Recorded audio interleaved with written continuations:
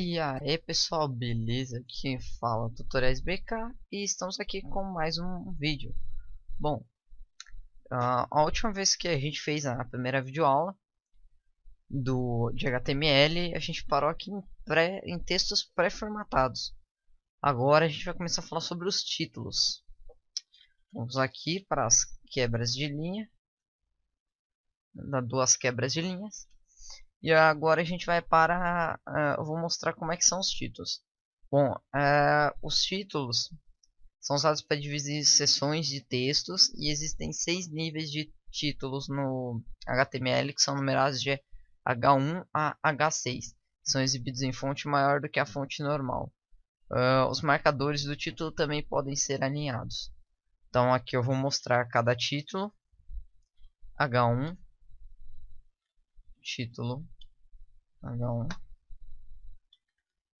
aí barra H1. Isso até o H6. No caso aqui H2, título, opa, tá certo, título H2 barra H2.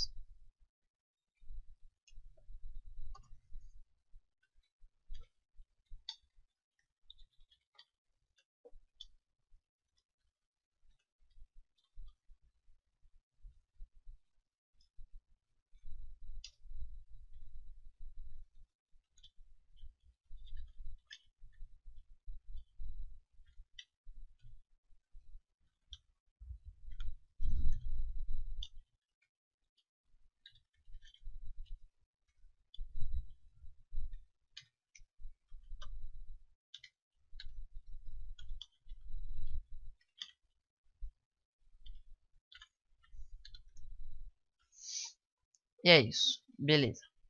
Vamos ver como é que ficou aqui, né? Abrir aqui no Chrome aqui, bonito. Fechou aqui sem querer, beleza.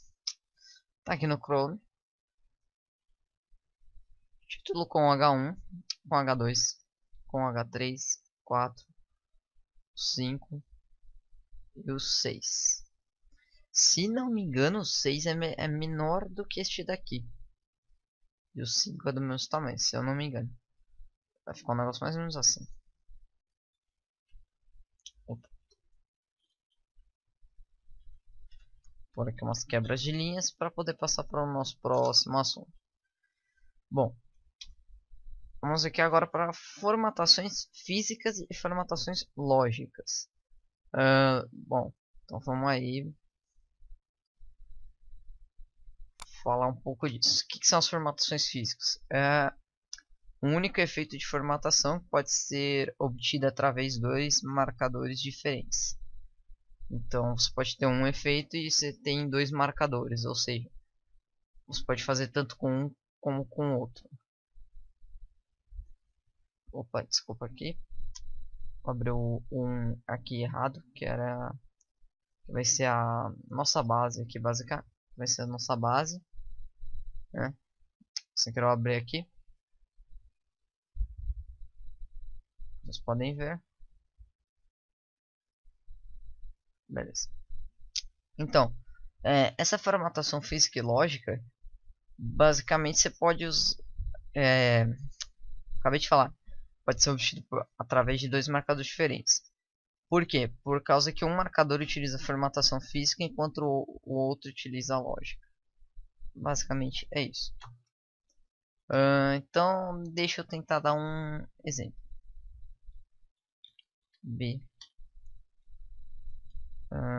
Negrito. B. Beleza, agora o nosso texto vai ficar em negrito.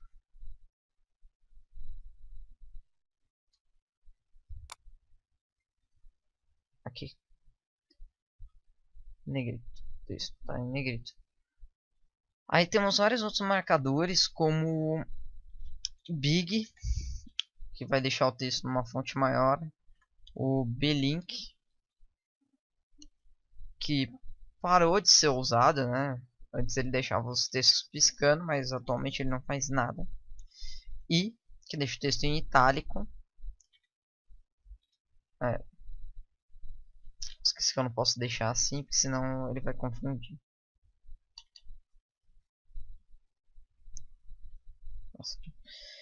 Temos também o que vai exibir o texto sublinhado. Temos small, que vai deixar o texto numa fonte menor. Strike, que vai deixar o texto riscado. Sub, que vai deixar o texto subscrito. Sup, que vai deixar o texto sobrescrito. E TT, que vai deixar o texto, exibir o texto usando uma fonte em tamanho fixo. E ela pode ser usada para que apareça um texto em negrito, itálico, por exemplo. Basicamente você pode deixar o texto em negrito e itálico ao mesmo tempo. E daí é isso. Vamos para os comandos de formatação lógica. Bom, se você quiser, sei lá, está fazendo seu site, daí você vai utilizar isso daqui, basicamente, a tag address, que acho que hoje ela, address, acho que eu escrevi errado, aí tá certo, address, que vai exibir o texto em itálico e vai também,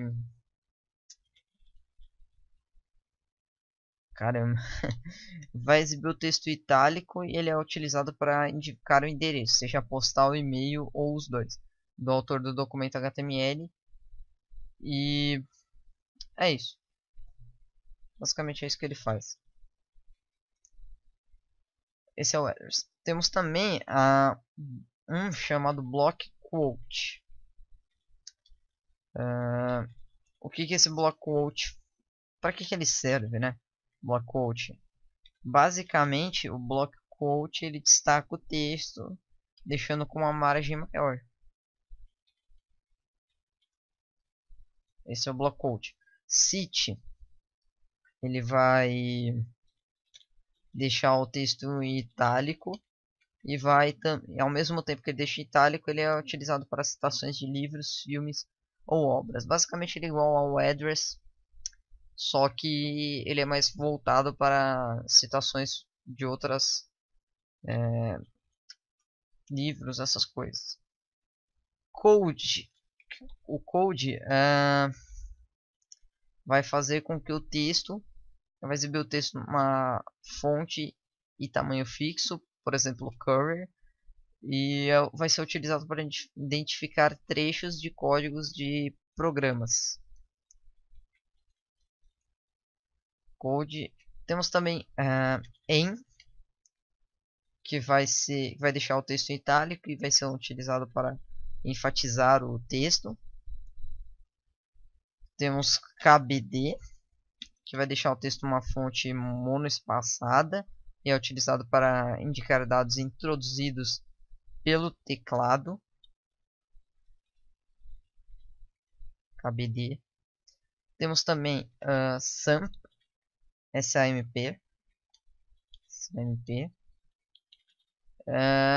Para que serve SAMP? Ele exibe o texto numa fonte de tamanho fixo, como Courier, e é utilizado para indicar textos representados sequenciais de caracteres literais e mensagens de computador. Basicamente ele vai fazer isso. Strong. Bom, strong ele vai exibir o texto em negrito e vai ser utilizado para destacar o texto. Strong. E se não me engano, acho que esse é o último aqui que nós temos, né? O var. Var. O que esse var vai fazer? Bom, ele vai exibir o texto em itálico e é utilizado para destacar no nome de variável que o usuário deve substituir por um valor real. Esse é o var. Tem coisas aqui, alguns que nem eu entendo muito bem. Eu só sei do que eles servem, mas tipo, praticamente nunca usei, nem sei direito, na verdade nem sei ao certo, assim, o que que faz, assim. Eu sei, eu sei, assim, de, tipo, meio que decora, assim, o que que ele faz, mas não a sua aplicação, assim, real, pra alguma coisa, se eu realmente vou usá-lo. Alô?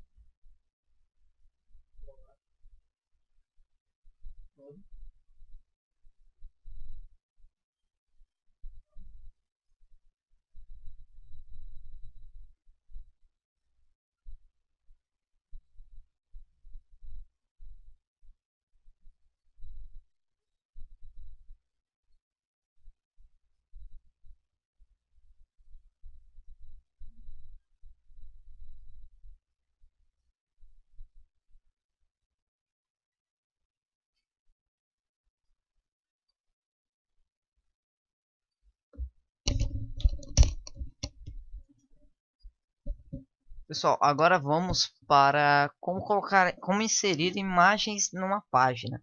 Isso daqui é uma parte bem longa desse nosso tutorial, talvez acho que a mais longa que a gente vai ter, porque isso daqui requer essa parte de imagem, você tem o image source, o alinhamento, a borda, a largura e a altura, o texto descritivo, os partes vertical e horizontal.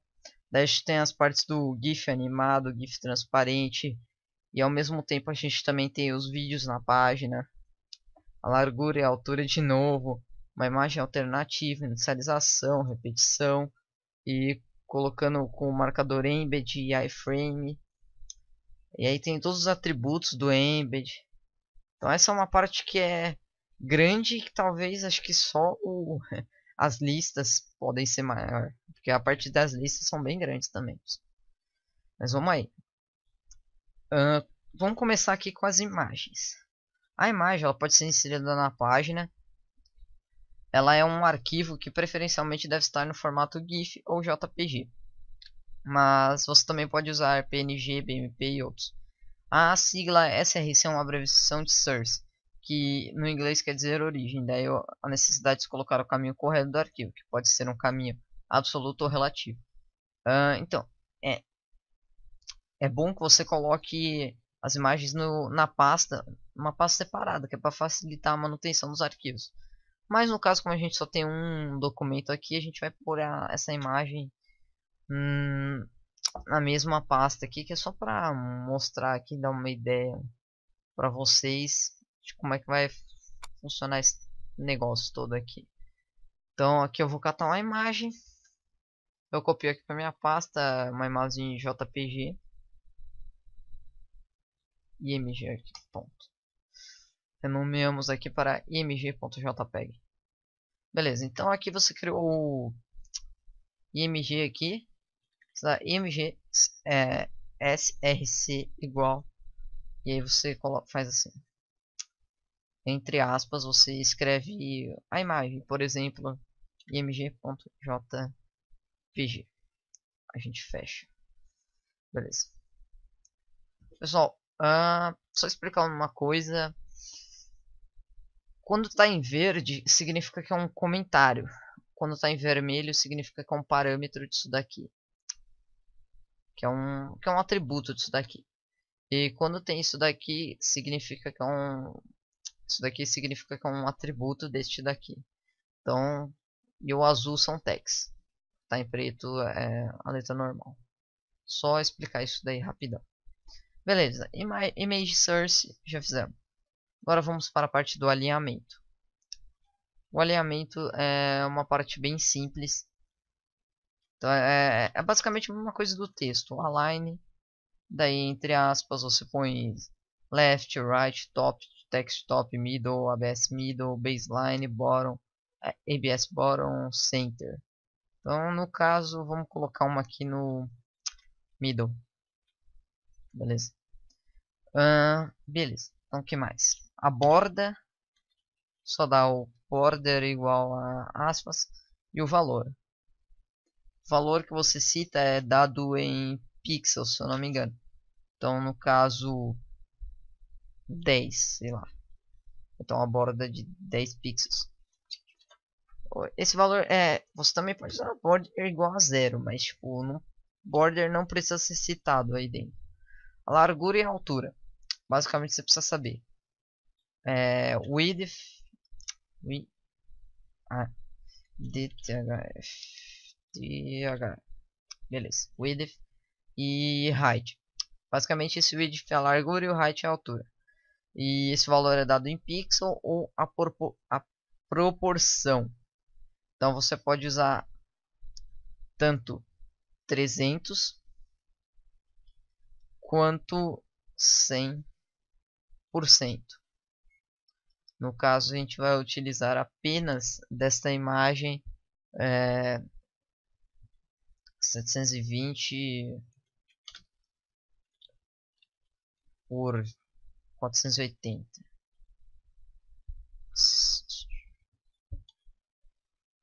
Beleza. Um texto descritivo da imagem. Então, basicamente, toda vez que o cara move o cursor na imagem, vai aparecer um pequeno texto. E aí, vai aparecer essa imagem. Porém, ainda existem pessoas que utilizam navegadores que são incapazes de exibir imagens ou que ajustam essas imagens, ajustam o navegador para não carregar imediatamente as imagens, né? Então esse texto vai ajudar um pouco a pessoa para ela saber antes do que se trata antes de carregar. Isso é legal. Então vale a pena ou não. Alt imagem para o tutorial. Bom. Nossa, escrevi tutorial errado. Então vai. Espaço vertical e espaço horizontal. Significa o espaço vertical, que é o VSpace, e o espaço da horizontal, que é o HSpace, e pode aparecer entre a imagem e o texto mais próximo, ou até mesmo para uma outra imagem na linha corrente. O valor é dado em pixels, sempre. Então, basicamente, a gente pode colocar aqui VSpace igual aqui algum valor em pixel 100 e HSpace igual 100. Beleza. É isso. GIFs animados. Beleza. Tem que explicar um pouco. Os GIFs animados, eles são imagens que são gravadas no formato GIF, e a diferença é que elas são geradas em um programa específico para animação de imagens. Existem vários programas destinados à confecção de GIF animado que podem ser copiados da internet, embora cada um desses programas tenha suas particularidades. O trabalho geral quando se cria um GIF animado consiste em fornecer uma sequência de quadros ou frames, sendo cada quadro uma imagem GIF comum separada. Basicamente, o que eu expliquei agora é quando você cria um GIF em algum programa, você tem que determinar uma sequência de quadros e frames. Basicamente, quando você tem um vídeo, são várias fotos ao mesmo tempo. A partir de 15 frames, ou seja, 15 fotos, você consegue ter a imagem real de um real movimento. O mais utilizado são 30 a 60 frames por segundo. Para GIF, se eu não me engano, são 15 a 20, mais ou menos. Você também tem que especificar para cada quadro um tempo de duração que possa ocorrer a animação. Então, cada quadro vai ter, sei lá, 0.1 milésimo. E no final, todas as sequências se unem para formar um único arquivo GIF, sendo então o GIF animado. Para você juntar, para você poder colocar ele, basicamente você só precisa fazer o mesmo processo. Usar o IMG e SRC. Os banners e propagandas vistos na web são todos GIFs. Alguns são feitos em Flash atualmente. Para que eles não influam no carregamento da página, basicamente a maioria dos autores eles colocam eles bem leves. Ou seja, tipo, eles pequenos mesmo em termos de kilobytes. Um padrão aceitável é de mais ou menos 480 por 60 pixels. que dá tipo 6 a 8 kilobytes. Temos também GIFs transparentes, que é uma imagem no formato GIF, com a diferença de que as áreas dessas imagens apresentam transparentes quando exibidas na página. Geralmente, os programas de conversão para o formato GIF possuem a opção de escolher uma área de transparência. Sendo então o GIF transparente, uma imagem de formato GIF não difere em nada da colocação de uma imagem normal. E aí a gente vai acabar utilizando o mesmo marcador.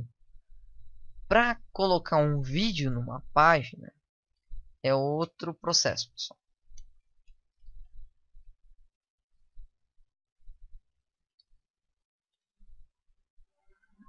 Eu esqueci de falar. Quando se coloca o IMG, você não precisa fazer isso daqui, barra IMG. Você não precisa fazer isso daqui, só para falar. Então, no caso, a gente vai usar, para colocar um vídeo, a gente vai usar isso daqui.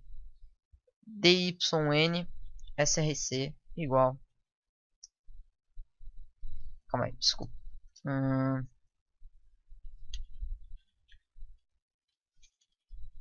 Pessoal, desculpa, eu acho que o DYNRN-SRC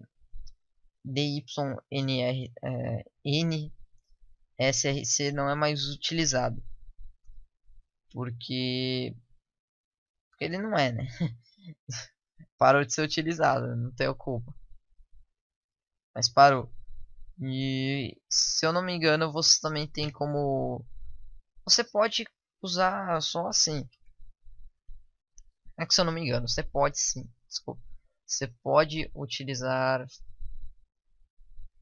Tá, vou aqui.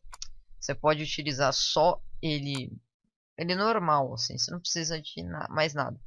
Mas você pode utilizar ele só o IMG SRC. Então não se preocupem que vai dar certo. Eu vou colocar aqui algum escrito aqui vid.mp4. Né?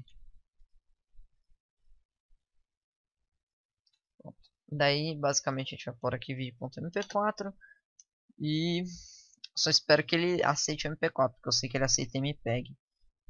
Aí depois temos os mesmos atributos, width, height. Só que a diferença é que nós temos aqui uma opção de uma imagem alternativa. Porém, essa imagem alternativa, para a gente conseguir usar ela, a gente teria que poder utilizar o DYNSRC. E daí depois você colocaria o SRC. Mas não vai dar. Aí também temos o Start igual. Aí você coloca a opção.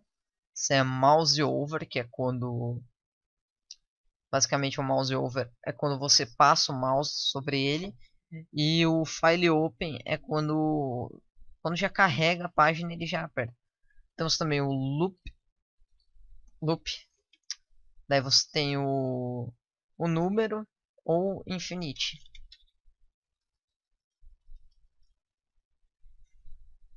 Você pode pôr tanto um quanto o outro. Para você colocar um vídeo com o marcador embed, e é isso aí. Eu vou explicar pegando um vídeo meu aqui no YouTube, pessoal. Gerenciador. Eu vou pegar esse último aqui.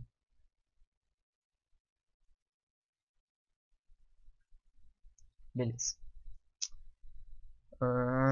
Beleza. Deixa eu tirar esse daqui antigo. E... Opa, fiz besteira, pessoal, desculpa. Vamos aqui. Aqui o YouTube. Você tem aqui no compartilhar, aqui você tem aqui opções. Incorporar. E aqui você tem, porque atualmente ele utiliza um novo chamado iframe. O iframe basicamente é o mesmo processo do embed. No YouTube, se eu não me engano, você ainda tem como pedir para ele utilizar o... Não, verdade, o código antigo que ele usava era o object. Mas também tem que fazer o mesmo processo com o embed. Que na verdade é o mesmo processo mesmo. só troco o iframe pelo embed. E aqui, como vocês podem ver, temos aqui até o frame border e o allow full screen. Que o allow full screen na verdade é uma coisa que o próprio Google põe, que é para deixar um não full screen.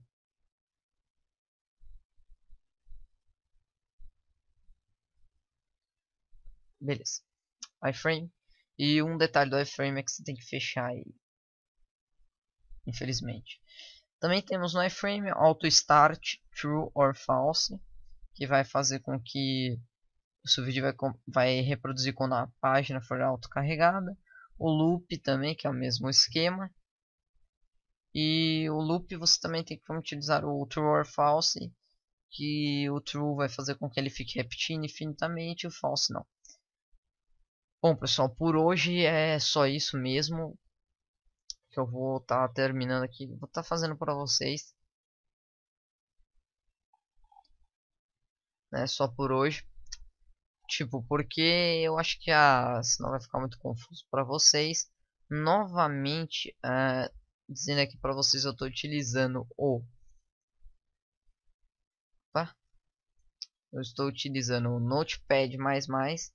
Estou nessa versão que é a 6.1.5. Eu nem, na verdade, nem sei se tem alguma atualização nova, né? Mas por enquanto estou utilizando essa. E aqui, como vocês podem ver aqui no menu de linguagem, esses bagulho todos, você tem várias opções,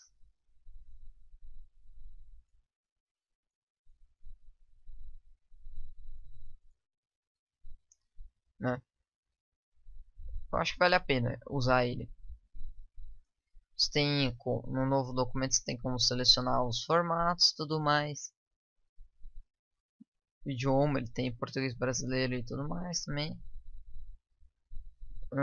Deixa eu ver o que mais que eu posso falar dele. Todas as extensões aqui que ele suporta.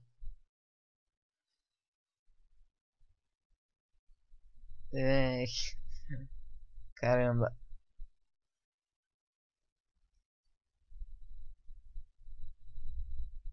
Só não sei o que mais tenho para falar dele, mas deixa eu tentar procurar aqui só para mostrar para vocês um pouco.